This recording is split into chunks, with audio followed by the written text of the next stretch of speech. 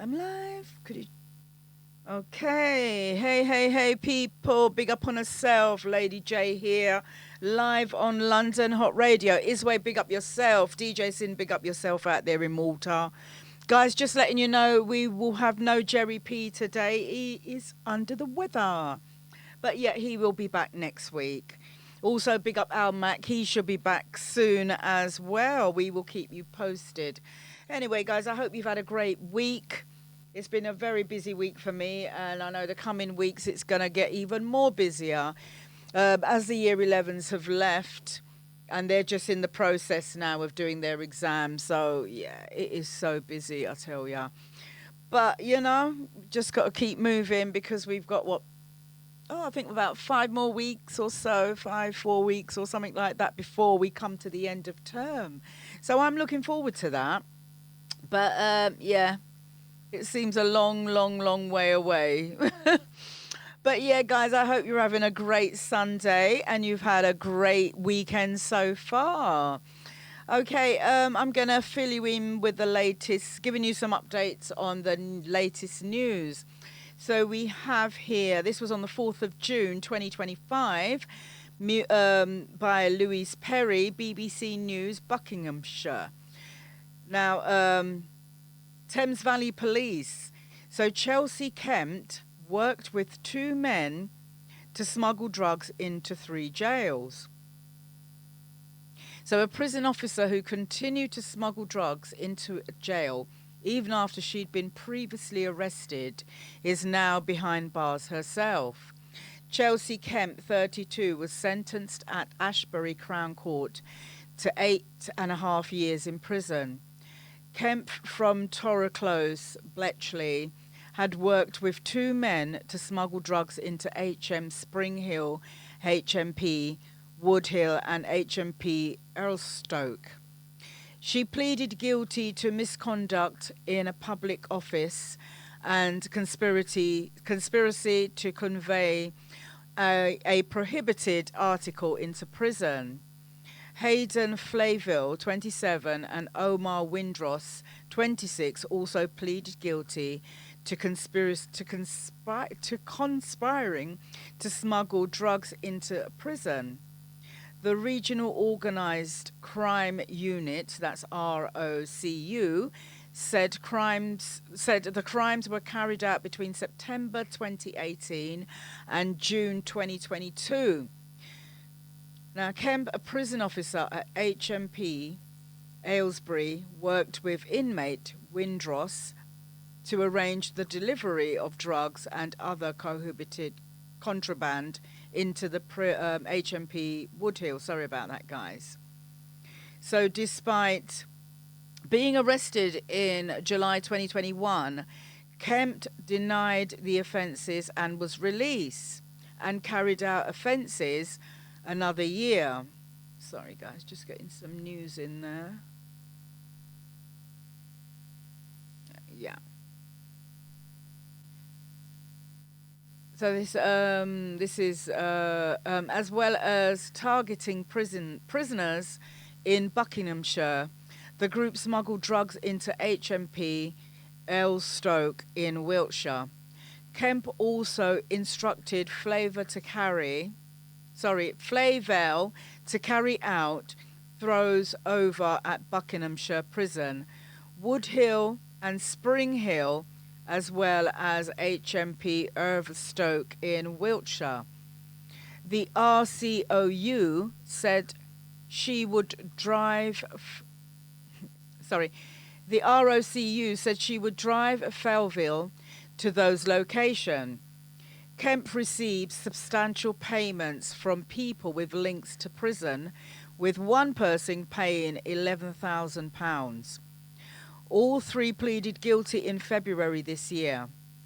Flavell of North 9th Street, Milton Keynes, was sentenced to 4 years and 6 months in prison, while Windross of no fixed abode was jailed for 3 years. Wow. Total, I'm telling you. So Deputy Superintendent Steve Boniface said Kemp had a total disregarded the law. So she had totally disregarded the law. He added she was organizing drugs and contraband and been thrown into prison for financial gain. And despite being arrested and released, continued to engage in the same activity. Her conduct had betrayal public confidence and hindered the prison services.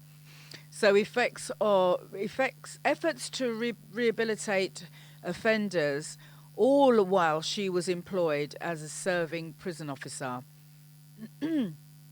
I hope this sentence demonstrates that no one is exempt from the law, and that anyone attempting to organize the supply of drugs into HMP establishments will be identified and prosecuted.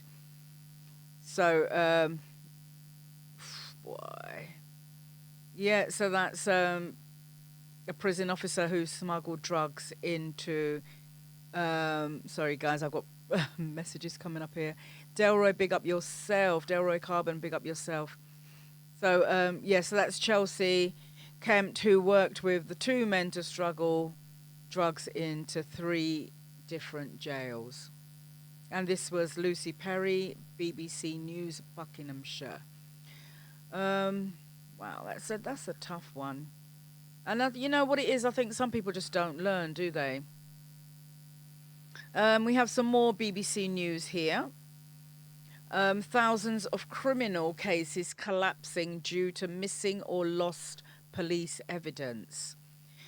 So the National Forensic Archives houses millions of exhibits for criminal cases prior to 2012. Okay. So this news was roughly about 4 or 5 hours ago. The thousands of criminal cases, including some of most serious violent and sexual offences, are collapsing every year because of lost or damaged missing evidence, the BBC has found. More than 30,000 prosecutions in England and Wales collapsed between October 2020 and September 2024.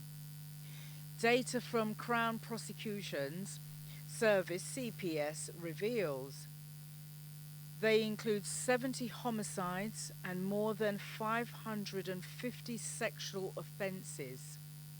Police chief says not all the cases related to lost evidence, and the figures include situations where offences may not be able to find. Sorry, guys. Police chiefs say that not all cases related to are related to lost evidence, and the figures include situations where officers may be able to find and exempt witnesses.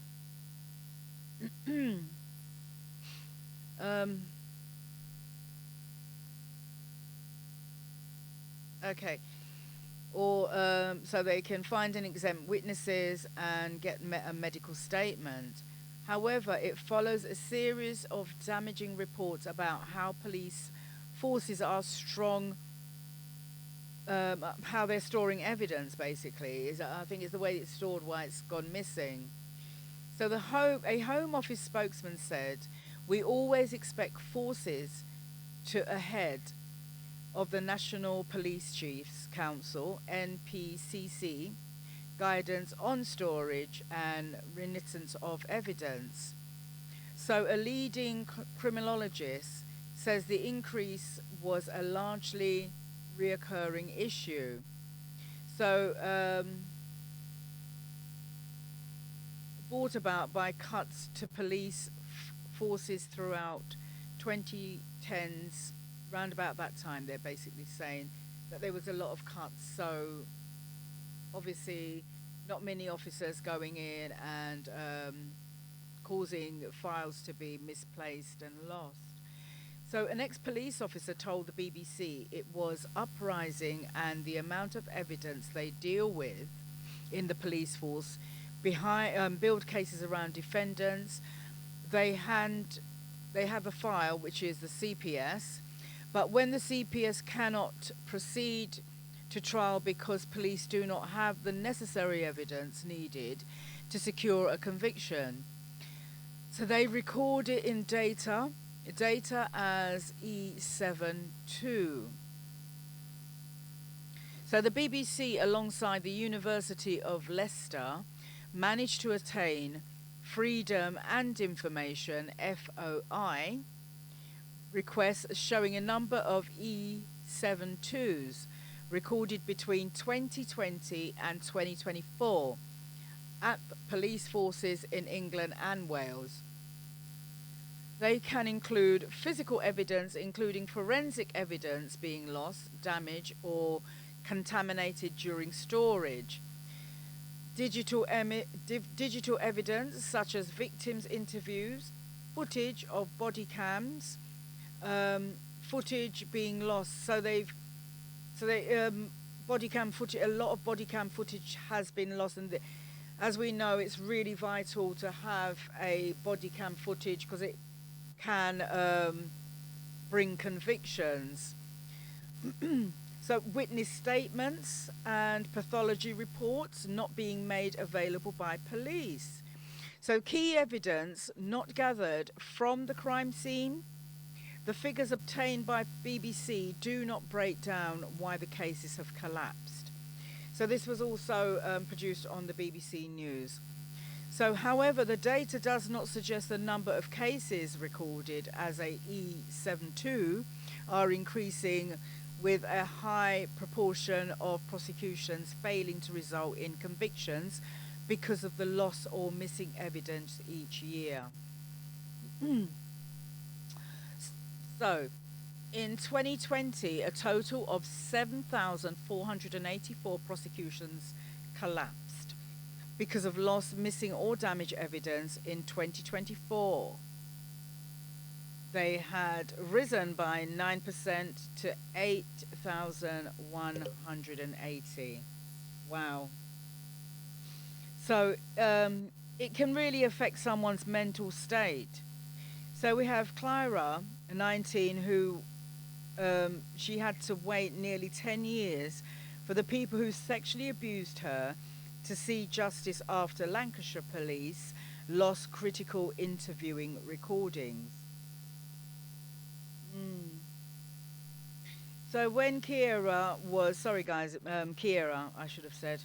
So when Kira was just 9 years old, she gave an interview on camera to Lancashire police describing the harrowing details of the sexual abuse she had been subjected to over several years.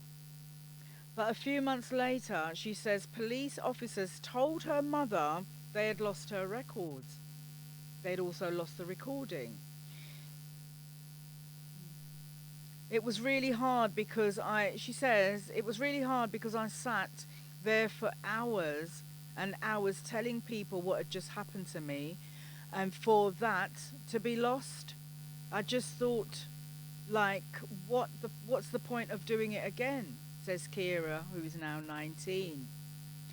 They did want me to do it again, but I just couldn't go through with it at the time. It wasn't until 9 years later, when Kira was an adult, that she felt strong enough to provide her evidence again. In October 2024, her predators were jailed for almost 30 years for raping and sexually assaulting 7 children, including her. It can really affect someone's mental health. It's also not protecting other people because these people don't get convicted of crimes. A Lancashire police spokesman apologised for the lost interview disc in her case and said since 2015 it had introduced new processing to prevent similar issues happening again. So the amount is really overwhelming. So former police officer had told the BBC they are not surprised by the findings. It's evidence chucked all over the place, said one former officer. The amount of its overwhelming and uprising it gets lost or damaged, another told the BBC. The amount is really overwhelming. Professor Cairo McCarthy, a criminologist, said, and experts in evidence believes the loss of the dedicated Forensic Science Service, FSS, in 2012 is one of the reasons behind the growing proportion of cases affected by unavailable evidence. Because if they ain't got no evidence, they can't do anything. So before 2012, oh no, what's up, Isway?